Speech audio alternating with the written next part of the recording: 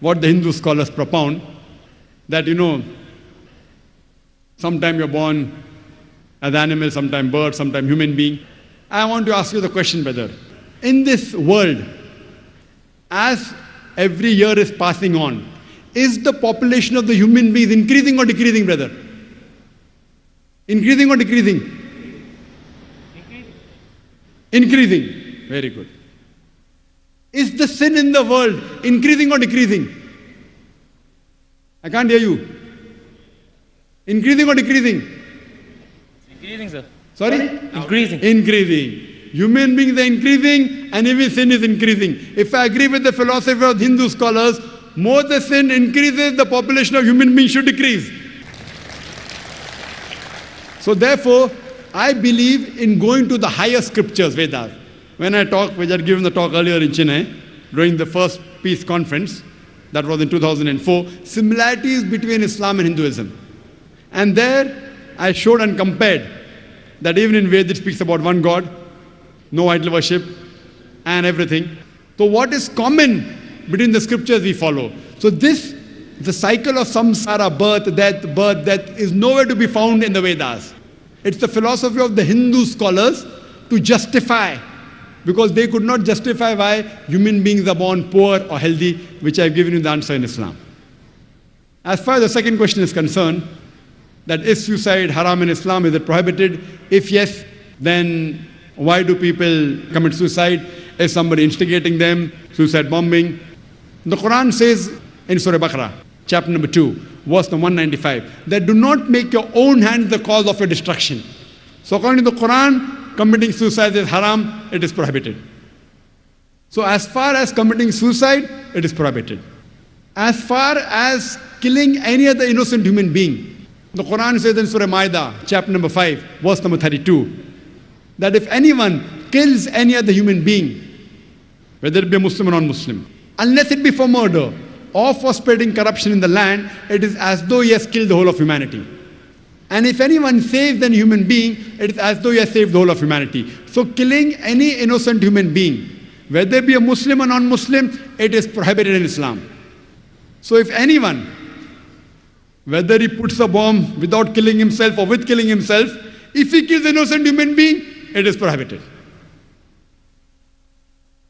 So as far as killing innocent human being is concerned, it is prohibited.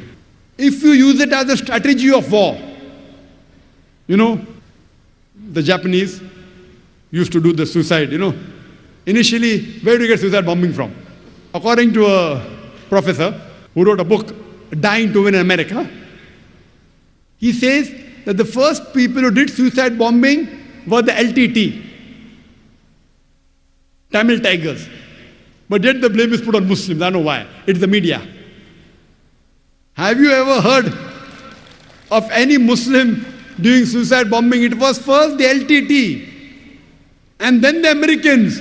And maybe some of the Muslims, black sheep may have picked up. But who were the originators? But yet when suicide bombing comes, the terrorists are labeled as Muslims. In Chennai a few years back, I had also given a talk on terrorism and jihad, an Islamic perspective. Well, I've described in detail about this answer of suicide bombing as far as Islamic perspective is concerned. But killing innocent human being and committing suicide is haram. Hope that answers the question, brother. Thank you for the question. We'll go to the front mic with the males. If there are any other non-Muslims at the back mic or the sisters' mics, just have the volunteers raise their hands. Any non-Muslim ladies are most welcome to ask the question. And if there are any non-Muslim in the audience, please feel free to come up on the microphone. It's your opportunity. And as previous times I've come to Chennai, alhamdulillah, all the questions were asked by non-Muslims. So I hope even now the non-Muslims of Chennai, mashallah, they're bold enough. You can ask any question, even if it's a criticism. Even if you disagree with whatever I say, no problem. Come up and ask the question. Believe me, I'm young, but I can take it. You can criticize the Quran, you can criticize Islam, you can ask, this is the opportunity. Please come up on the microphone and have the doubt cleared. This is the opportunity. And there you've heard it from the man himself. So, your name and occupation, please. Hello everybody, my name is Ramakrishnan. I'm a software engineer. I have two questions for you. The first is, what does Islam say about donating organs after death. Is it okay or is it prohibited? Second question is, what does Islam say about atheists? That's it. The brother has two questions. I think non-Muslim are one they're asking two, no problem. The first question is, what does Islam say about donating organs? Second question is about atheists. As far as the first question is concerned, what does Islam say about donating organs? There's no direct verse in the Quran or any Sahih Hadith which says whether organs can be donated or not. But there are various conferences that have held in Saudi Arabia, in Malaysia, and various different parts of the world. And the scholars have come to a common consensus that if three things are fulfilled, then organs can be donated. Number one, the person who requires an organ, but natural, it should be a major benefit to his health. He can receive organ as long as it's a major benefit or saves his life. Point number two, the person donating the organ, after he donates the organ, it should not be a major loss to his health. For example, if I donate my heart, I will die. So I can't donate my heart. But the doctors say that out of 2 kidneys present, a person can even survive with 1 kidney. So if my mother has a kidney failure, both the kidneys have failed, I can very well donate my 1 kidney to my mother, even she lives, even I live.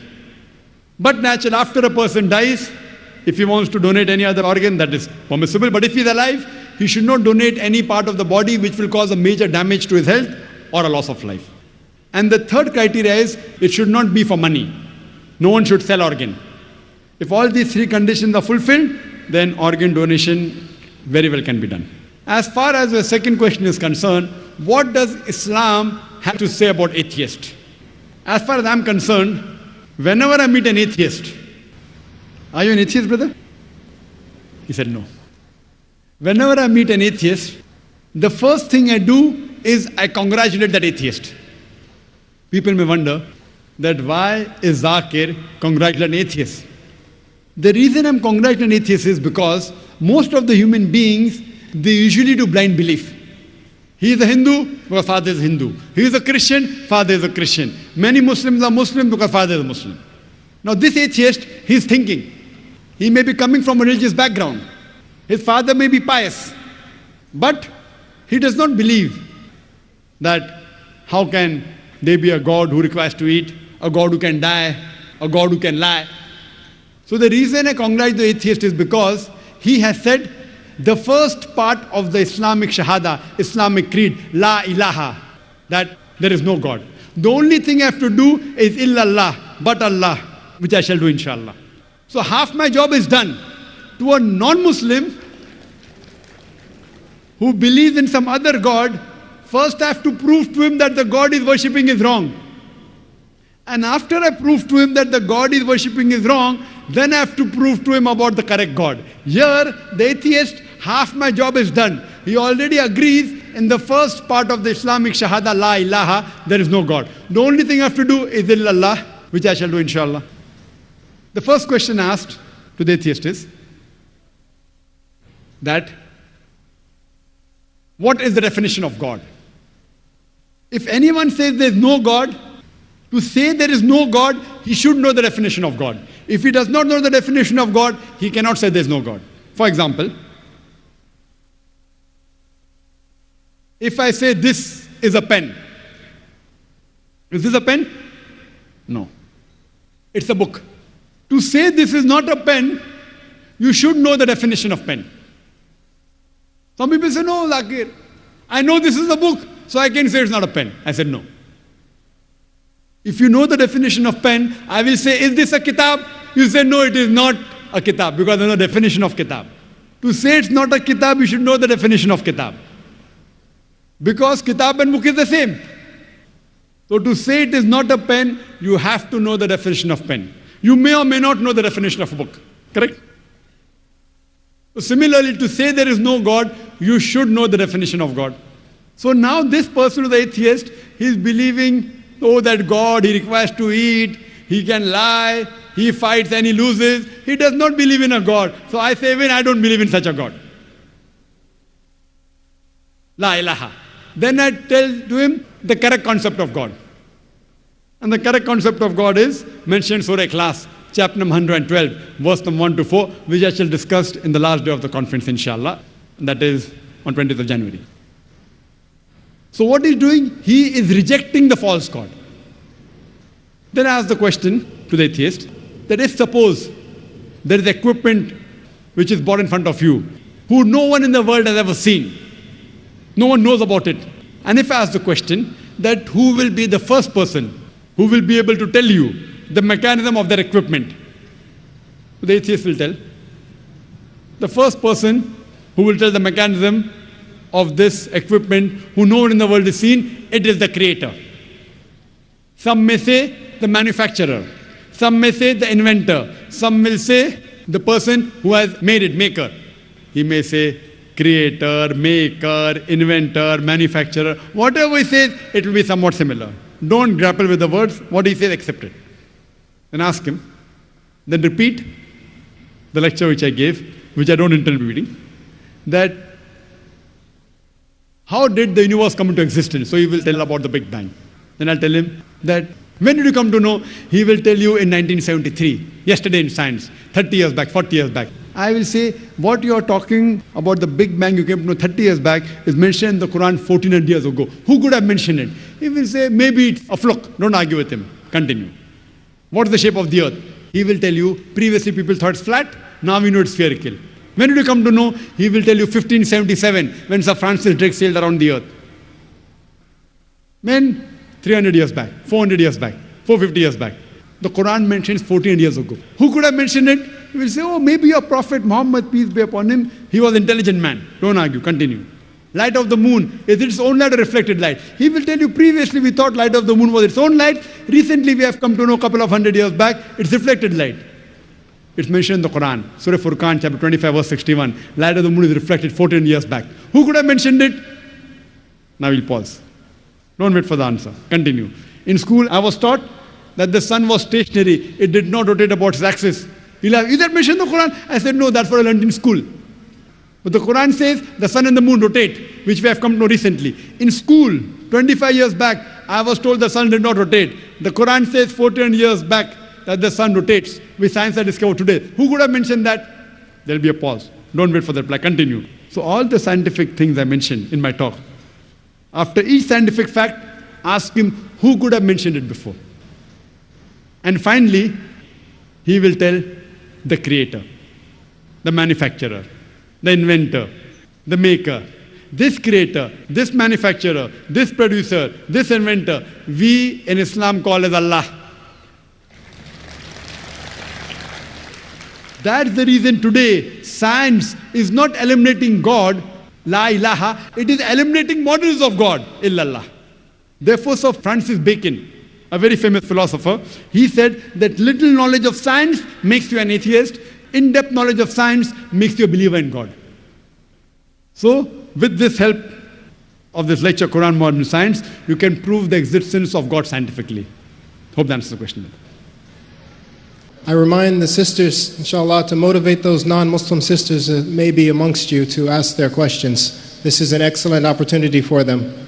So you should really try to motivate them to come to the microphones. Brother. My name is Ritesh, and I'm a student studying 11th standard. My question is, all the religions have limitations of clothing. Let me be specific to the women. But they've changed with time. But why is the burqa still the same? Why hasn't that changed with time?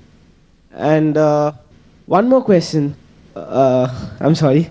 During Ramzan, I've seen all the Muslims will be fasting. The brother said that by the passage of time, every religion has got clothing for women, but by the passage of time, the clothing keeps on changing. But why the Muslim women yet wear the burqa? As far as the clothing is concerned, brother, in Islam, there are 6 criteria for clothing. For the man, it's from the navel to the knee. That is the extent. It should be covered. For the woman, the complete body should be covered. The only part that can be seen are the face and the hands up to the wrist. There are certain scholars who say that even this should be covered.